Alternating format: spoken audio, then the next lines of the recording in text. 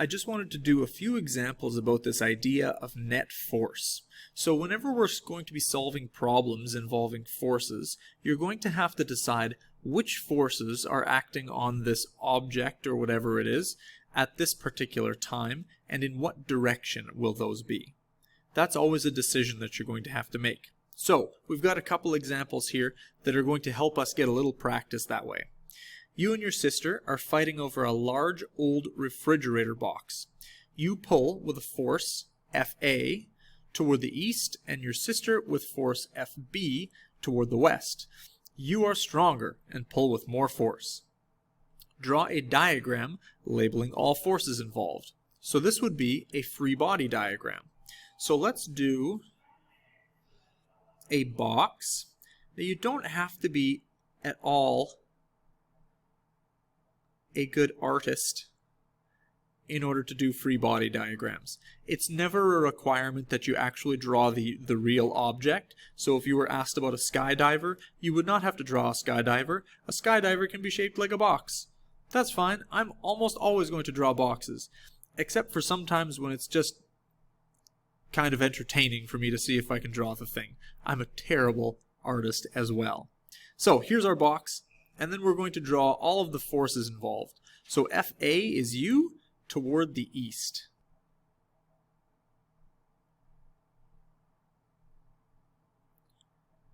There's me, Fa. Now, my sister is pretty strong, but I am far, far stronger. And so, there's Fb. Okay, so I'm pulling toward the east, my sister is pulling toward the west. And because the question says that I'm stronger and pull harder, then I made Fa, well, much larger than Fb. So now we're supposed to write an equation for the net force on the box. So we have no numbers, but that is okay. That's really not what it's asking us for. It's not asking us to calculate the net force on the box. It's asking us to just write an equation for it. And so the net force is just all of the forces added up. F net is equal to Fa plus Fb. But in this case, they are in opposite directions. And so we'll always have a choice about where to put our negative signs when we're doing equations like this. So I find that most of the time it's easiest just to write it like this. Fa minus Fb. You put in the direction of each of the variables directly in the equation instead of waiting for when you're actually plugging in numbers. But either way does really work just fine. So here's our equation for the net force on this box because Fa and Fb are in different directions.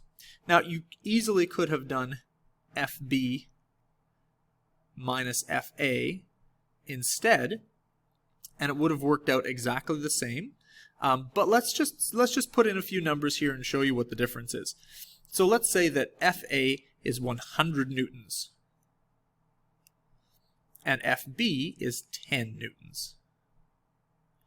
So if we would go Fa minus Fb, we would get 100 minus 10, right? So that would be 90 newtons, and that's positive. So our net force would be 90 newtons in the positive direction. Now we haven't named any of our directions positive or negative yet, but we'll get there. If we did it the other way, Fb minus Fa, you'd do 10 minus 100, which is negative 90 newtons. Okay, and now here's where the positive and negative direction naming comes in. So we, at the beginning of the question, should name our positive and negative directions. And usually you're going to look at which is the larger force. That one we're going to call the positive direction. So to the right or to the east is the positive direction, and to the left or the west is the negative direction.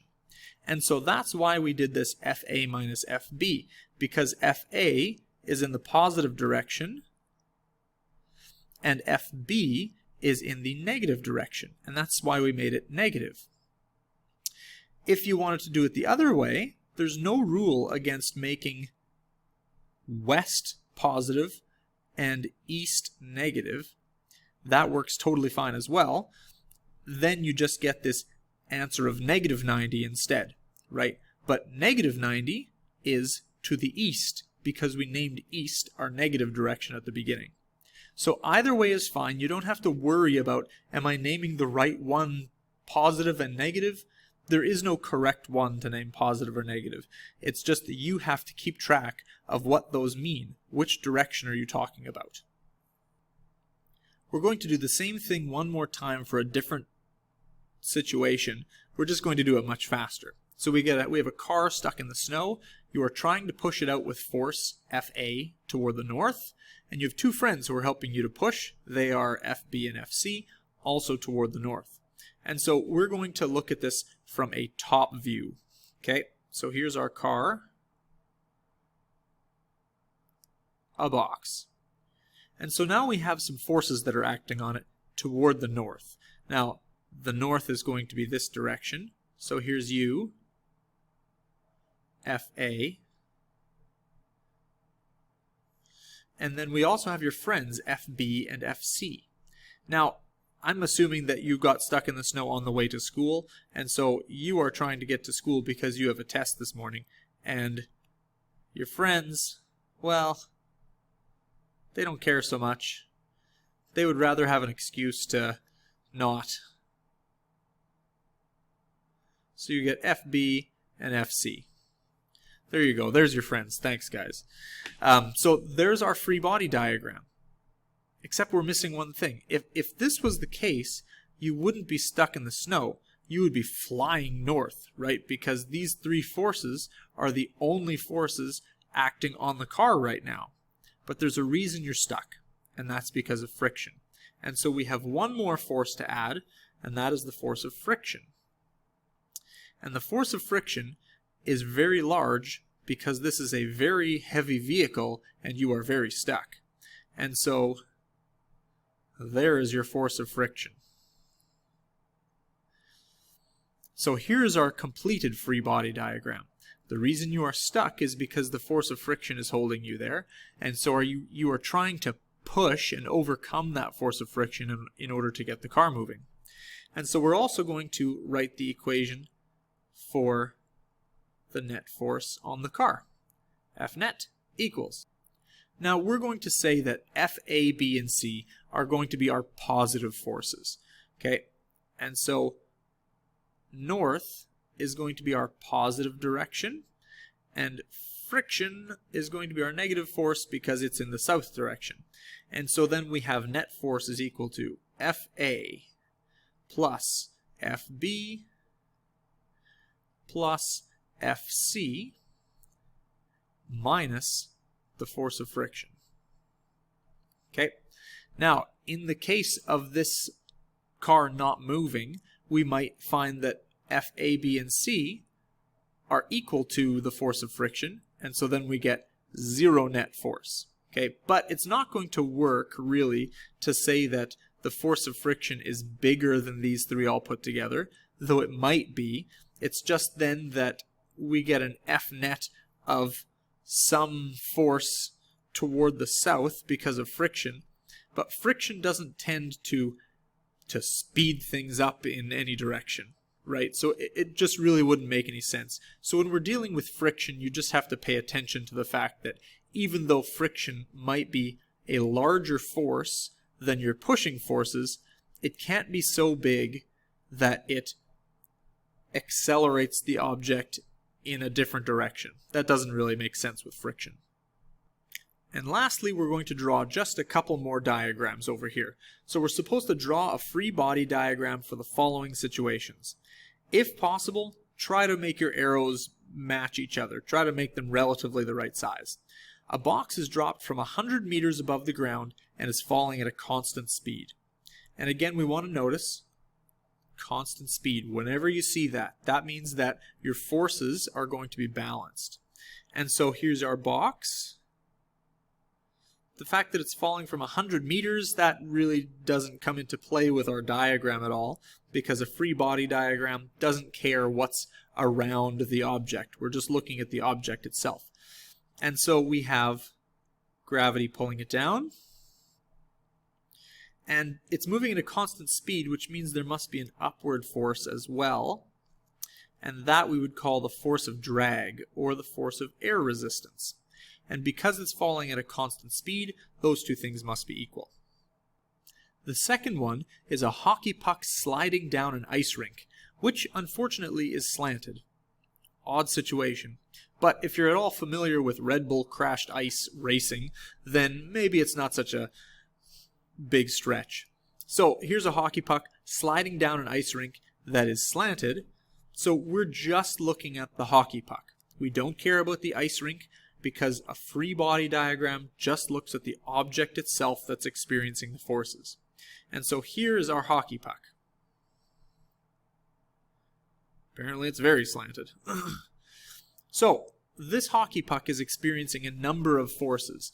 First of all, it's experiencing the force of gravity. We can always throw in the force of gravity on our free body diagrams because the force of gravity affects everything.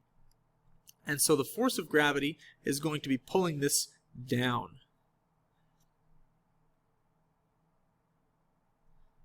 And it's going to be pulling it straight down. No matter how the surface is tilted like this, gravity will always pull straight down. So this would be called the force of gravity. We also have a force that is applied perpendicular to the surface. And if you remember, that's called the normal force. Remember that normal in math and science means perpendicular. And so perpendicular to the surface looks something like that. That would be the normal force. These two forces do not balance each other out, right? And so this does not say anything about moving at a constant velocity. The normal force and the force of gravity are in different directions, and so they are not going to produce a balanced situation. And that's why this hockey puck is going to slide down the ice and speed up probably. Now, ice is not perfectly smooth, right? So there's going to be some friction as well. Eventually a puck will stop moving. Sometimes you'll see certain situations where you'll be told that an ice surface is frictionless, but in this case we should put it in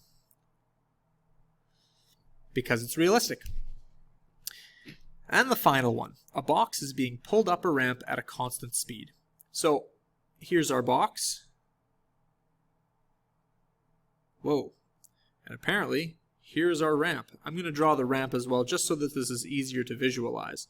So here's our ramp. The ramp is not really part of the free body diagram.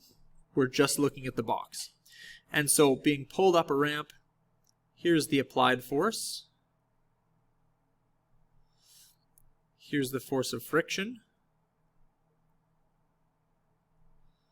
The force of gravity pulls straight down.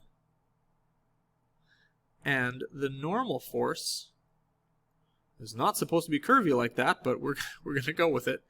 The normal force pushes perpendicular to the ramp. And at a constant speed, that means that each of these forces is going to balance out. Now, it being very slanted like this, that's actually a complicated question that we won't address in grade 11. We'll only get to that in grade 12.